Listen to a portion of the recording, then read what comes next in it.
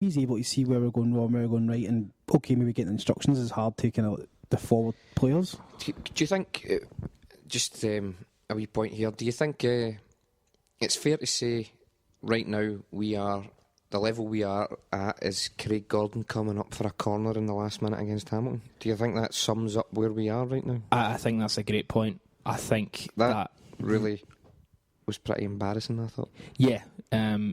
Craig Gordon coming up to get a trying to secure a draw against Hamilton.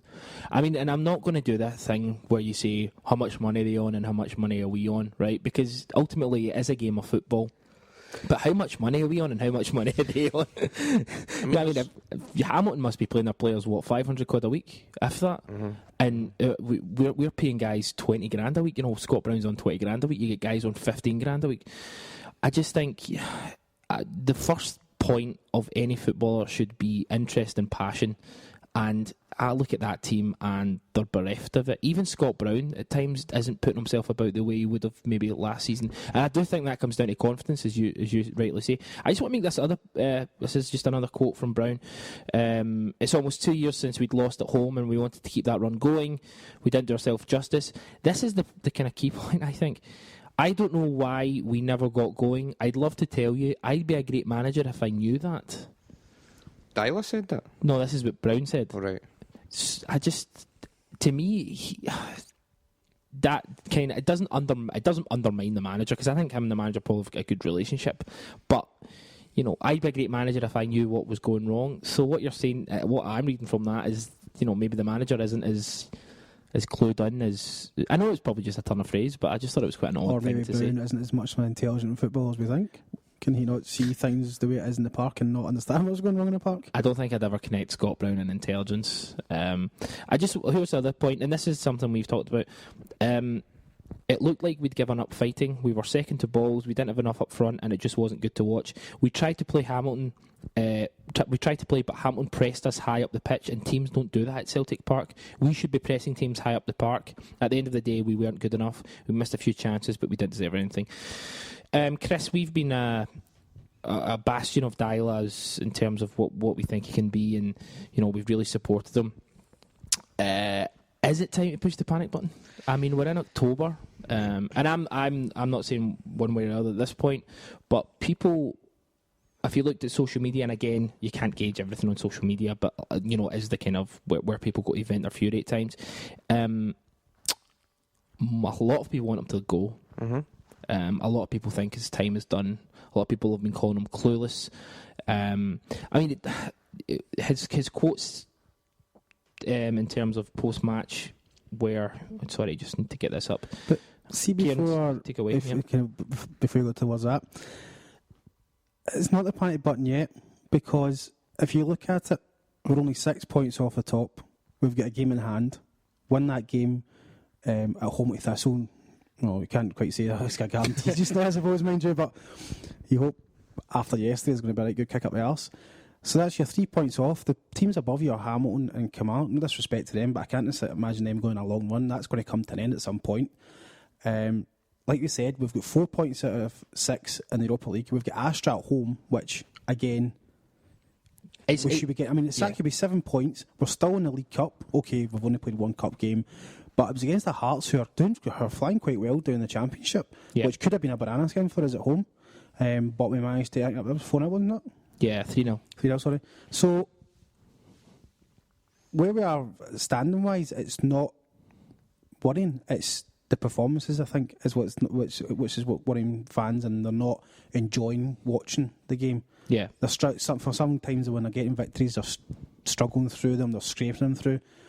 Whereas before, they've always been kind of leathering teams and just going for it. Yeah. But so I think that's the kind of whole big panic just now. Yeah, Chris? It's not time for him to go yet. Yeah. Yeah, no, well, listen, if his form continues like this, he has to go.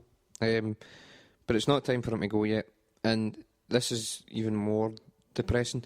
But for me, it's because who would you get in to replace him? Now, even if you get a young Scottish manager like Hartley or McNamara, they still come with risks. I mean, McNamara has got Dundee United playing some nice stuff at times, but every now and again they capitulate, and you know he's not going to get away with that at Celtic. Hartley as well, he's not experienced enough in terms of his how he's progressed in his managerial career for him to come in and definitely be a success. Then you get down to the different Celtic men, if we're going to go down that road. Owen Coyle. I mean, I even seen somebody on one of the forums talking about Mick McCarthy. I mean, now see, it's these sort of guys that terrify you. It does terrify me, and I'm telling you, what I'll say about this is, as a Celtic manager, you need to win, right? But I'm not giving up on the hope of being able to win and play football, because that's why I didn't particularly enjoy Lennon's tenure at times, because the football wasn't good. That's why I was happy and excited about Deila coming in, because he promised that. He was seen as a progressive appointment. I don't want to give up on that. I don't want to just go, oh shit, let's just get a manager in here who's going to get us results. And I don't think the fans should lose sight of that. We can and should have both. We should be able to enjoy what we watch and win games, especially in terms of the budget we've got compared to the rest of the sides. So, unless I can't think of a candidate who's going to come in and give us the opportunity to play nice football and win games. As I said, some of the candidates I've mentioned are just depressing. If Mick McCarthy, I mean, I know he's at Ipswich and they're doing better than they did under him. If Mick McCarthy was the Celtic manager, I would struggle to turn the TV on. Yeah. His style of football is appalling, and there's a lot of managers that will probably get you results, but will bore you to tears. And I really don't want that to happen. So I'm prepared to stick with Deila for a bit longer. The results need to turn around, that's absolutely the case. But it's not time for him to go yet. 2 points better off than we were 2 seasons ago at this stage of the season? 3 points less than we were. 3 points? It's not a big swing, is it? No. Yeah, that's right. Not last season, the season before. Lennon's first 8 games, I think we've got 14 this season. I think we had 17 in 2012, 2013. Lennon had an appalling start as well that year. But as a season he turned that around. Well, not turned that around, but that's when he also had the famous Barcelona. Yeah, the champions. So I mean, that kind of we can't lose, as you said, Ciaran, we can't lose sight of the fact this is October. Now, things need to change, but let's be honest, let's not get rid of Deila, bring in a panic appointment, because I don't want Celtic just to win. I want them to be good. I agree. You're making a great point. So we can give him until December, until the start of the new year, and at that point he could have us in Europe past Christmas. But at that point you're thinking we'll probably be top of the league, maybe not with a great margin, and could still be in one of the domestic cups. And is that not a relatively successful story for half a season? I think it is. My take on it is I think we give them to the end of the season, because ultimately we are at times in flashes and patches playing well. It's not the consistency is the only problem. I do have problems with some of the players. Here's a. When Jenkins just some of the players can't get what Deila's trying to put across.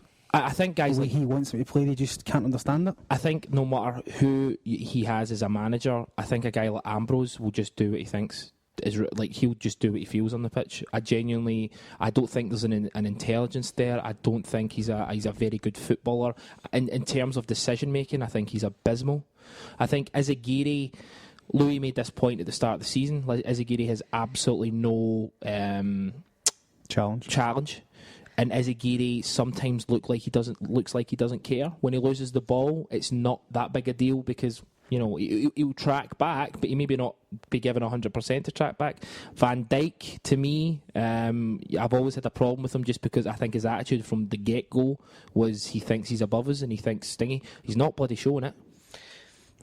See if Van Dijk was playing a blinder every week, fair enough. But just to actually, Chris, you continue. Just talking about the back four, I mean, just Izagiri, I'm going to be fair, a wee bit fair to Izagiri here. He needs a break. He looks absolutely knackered. He's been playing football consistently for I don't know how long now. He looks like a player who is absolutely exhausted, and he needs. The problem is he's not got any competition, but he needs a spell on the sidelines. If we could give Zagreb an extended break, I think there's a good chance he'd come back to some of the form that we've seen from him in the past. Yeah. But right now, the guy is a liability, an absolute bomb scare at the back. If we fire over the right back, okay, we've got injury. You have to laugh at it, you'll cry, man. You fire over the right back, you've got Ambrose there. Now, Ambrose at right back was an alien concept until we seen him charging up the wing for Nigeria. And he's done the exact same as he did for Nigeria as he has for us. He's charged up to the opposition box and then puts in some of the worst crosses I've ever seen in my life. As an attacking presence, as a right back, he's just pish, man. He's just a waste of a jersey. But you can understand why he's there, because we've got three full-backs, three right-backs who are currently injured. And then I'm coming back to the centre now. As you say, Denier, you can give him a wee pass. He's 19, he's coming on loan. It looks as if there's a player in there, but he's raw. You'd expect Van Dijk with a bit more experience, although he's still young himself, to be bringing him through games. Talking him through games as well. Talking him through games. But he doesn't look like that. He looks... I wouldn't even say he looks as if his head's elsewhere. He just looks as if he doesn't really care. Yeah. A lot of the time. And I do think he's a good player, but I think either him or Denier would be a good player next to, I've said this before, a big, proper, experienced defender. Not like a centre, a defender. Someone who's just there to clear it. But I want to make my case clear on this. I think Van Dijk will leave and he'll go to the Premier League and he'll be terrific. I don't doubt that. I don't doubt that he's talented. My point is his attitude has been... Not this season especially. When he didn't get his move, he threw the toys at the pram. You know, if you look at someone like Schneiderlin at Southampton, Schneiderlin didn't get his move, but what Schneiderlin has done is he's thought to himself, to get that move in the future, if I knuckle down here, I can get that move in January. Yeah. So Schneiderlin's actually playing really, really well. Van Dijk just doesn't look interested, to the point where he's actually going to, his value's probably dropping a little bit, because, you know, why, if this guy can't do it in Scotland, you know, because I'm sure he'll still be getting scouted, and ultimately it'll be a dossier that will say, you know what, he played well, but when things aren't quite going his way, he kind of shites it a wee bit, or he just doesn't look interested. So why should someone like Villa take him on, for example, just Villa as an example, when if another club shows interest, all of a sudden his head's turned? Do you think that'll count against him? I think it would. Perceived loyalty? Perceived performances when the chips are down, or if his head's turned? It's professionalism.